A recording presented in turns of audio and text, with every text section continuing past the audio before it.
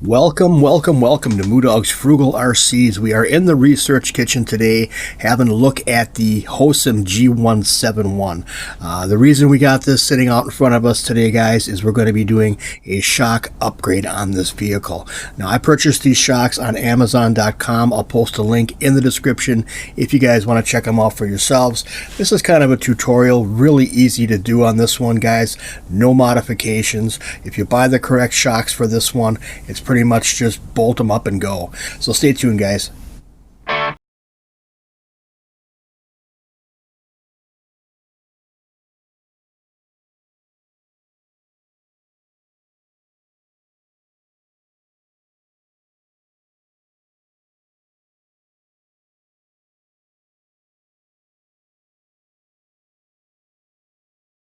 Alright guys, first thing we're going to take a look at is the original shock absorbers that came stock on this vehicle. We're going to compare them to the replacements and show you why it's a good idea to replace shock absorbers, especially if you guys are going to be really getting into this hobby. There's a frugal and effective way to do this. So looking at the stock shock absorbers on here, guys, we can see that this is a pretty basic shock, not unlike a lot of them that you see stock on these types of vehicles. It does have a metal shaft. You do have a one single spring rate on here. You can't really change the spring rate. It does have a knurled looking knob up on top here, screw knob, but it's just basically for looks. It does nothing. So what this is, guys, is friction. There is no oil inside of it. It's just pretty much what you get is what you get. You can change spring rates on here by putting spacers in, but quite honestly, this is so stiff right now, I don't see any reason to do that. But in order to do this the correct way, guys, you want to make sure that you are measuring these shock absorbers properly. Now, I use a digital caliper. You can use a ruler, however you want to do this, but these are pretty inexpensive and pretty easy to use. But basically what you want to do is measure from the center of the hole to the center of the hole, and you get an idea what length you're looking at. Now with this particular shock, we're going to go ahead and do that. I can do that on camera here, sort of. Let's see if I can get it done here for you. Alright, and this one is going to be roughly 65. This is a rough measurement, right around 65 or so millimeters from center to center. Overall length on this one, guys, is going to be, I believe, close to 72 or so, 72.25. So you're looking at roughly a 70 millimeter length overall, about 65 from center to center with the hole here. What we want to do is try to mimic that in our replacement shock. Now you can see a vast difference in the build quality on these. You have a nicer spring progression on here. You have actual aluminum, anodized aluminum body on here. This is an oil-filled shock, so you can add different weight viscosities of oil to change the rebound on here. This knurled knob on here will change the preload, so that is actually a working preload on here. Just a really nice shock for the money, and I think that this is going to work out really nice for this particular car. Now what's nice about this one, guys, it's almost an exact length. So you can see there's maybe just a teeny tiny bit shorter, and that's not going to hurt. I think we're right in the same ballpark as we were. This one is being advertised as a 70 millimeter shock absorber. The body is a little bit thinner on this one, but still this is going to work out really nicely. You want to make sure that you are checking the oil levels in these shocks before you put them on. So if you need to use hardware, there is like 4 screws here, and then you have 2 of these little spacers, and I'll show you what this consists of. We're not going to be using this stuff today, but at times you will be using it. I'm also going to recommend, guys, that you keep your old hardware from shocks that you replace. Get yourself a little bin, keep the stuff. You're gonna find you're gonna need it, especially if you start getting into the hobby. You're gonna find that you're gonna need this stuff at some point down the line. So getting on to setting these up, guys, we're going to be using, again, this is pretty much my starting point for putting oil in shocks. It's a 40 weight. This is synthetic oil by Low C Racing. I use that pretty much I guess exclusively. And it doesn't really matter what brand you're using, but I've found this stuff to work pretty good, and I've been using it for quite some time now. So let's go ahead and get this taken apart. First thing we're going to do, guys, is pull the spring forward here, and you can see on the bottom here this little saddle. We're going to pull this little saddle here off. Okay, that's just slotted. You can see how that's slotted on there. It just fits over the shaft and then gets held into place by the spring tension. So I'll pull that off of there, set that off to the side, take our spring off, and now we can take a look at the shock itself. You can see a really nicely machined mating surface between the shaft and the actual body of the shock itself. There's not really hardly any slop in there at all, which is going to cause the shock to track a lot nicer than the stock one. Now, generally speaking, guys, these caps are on here pretty just finger tight here, but for the most part you can spin these off, and this one's coming off nicely right now. So I'll go ahead and open this one up, and I'll show you what this looks like inside. And you want to make sure, guys, when you're opening these up that you're inspecting the diaphragms up on top here. A lot of times you'll get these, or sometimes you'll get these, and these little diaphragms inside here, this is actually your seal. You can find little cut marks in there. You can find little shavings of plastic or rubber, whatever it's made out of, sitting inside there, bunging up your threads. You want to make sure that looks pretty much like that. So no cuts in it, no concave. It should be convex like it is right now.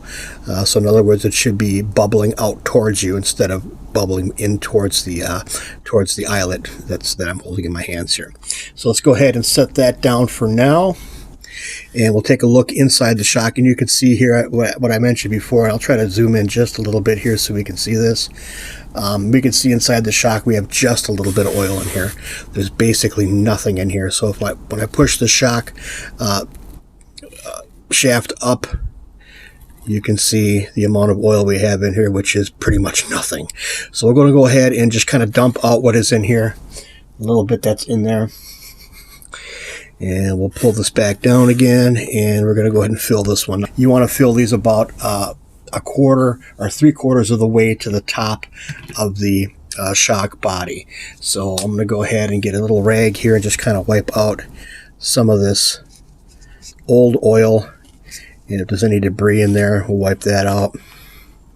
Now, if I were rebuilding this, I would take it apart and use a degreaser and stuff like that on it, but we're not rebuilding it. It does look pretty good from what I can see. I don't see any issues inside there right now. We're going to take our shock oil and fill this, and I hope you guys can see this, a little bit at a time, making sure that your shock shaft is pulled all the way to the fully extended position. And we're going to go a little bit more on that.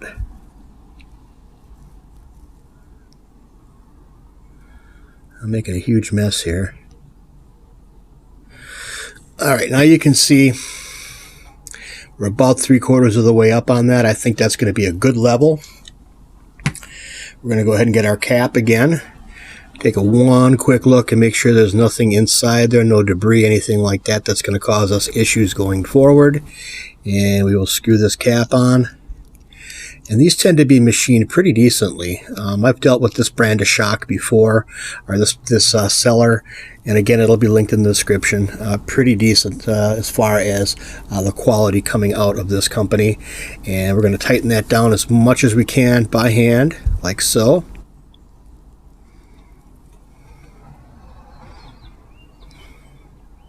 I recommend taking a small wrench and just snugging it down a little. I have done it just by hand and kind of screwed these on by hand and not had any problems going forward. But that's pretty much it for the oiling of the shock, putting oil in.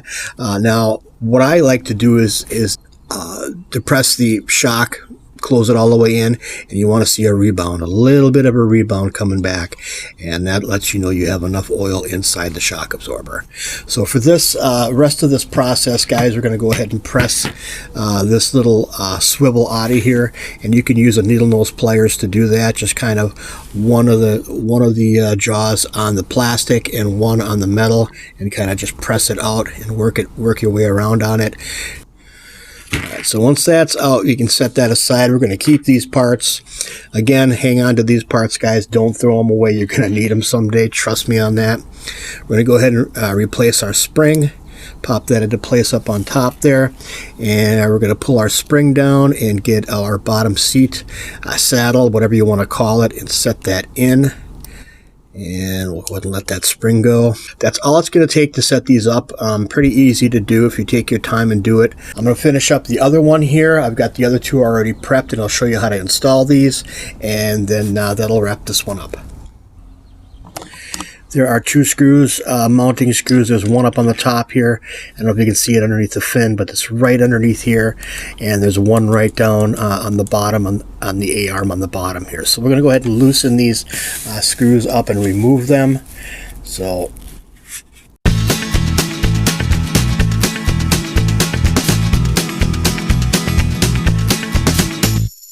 and that's it. You look at your shock absorber here, guys. You're going to make sure that there is a right and wrong way to install these screws on here. You can see if you turn this over, you have a flat, kind of a smaller end on here. It's almost kind of conical shape. So if you turn it around this way, you can see that this hole looks a little bit bigger, and it is kind of cone shaped to fit a chamfered kind of screw. So a screw that looks like this. So this screw goes through here, and we'll go ahead and install it in the top hole. And I want to make sure you're just snugging it down. It doesn't really have to move. There is no swivel action on this one. So you want to make sure that you have the bigger end facing you. And we'll go ahead and put the bottom screw in.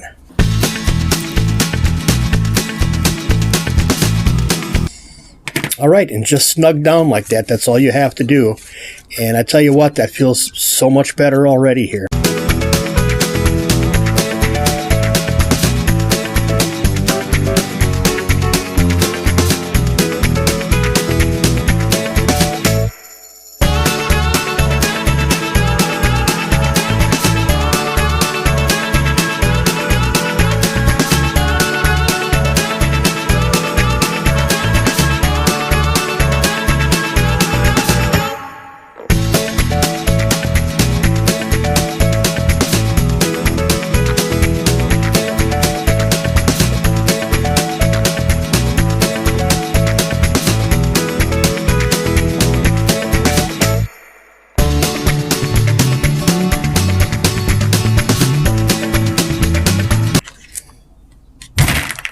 So you can see, guys, this worked out pretty good. It's got a really nice feel now. Now you can adjust preloads to your liking, but I like the way it feels, pretty much like it is. It's got a nice rebound. It's not bouncing like it used to.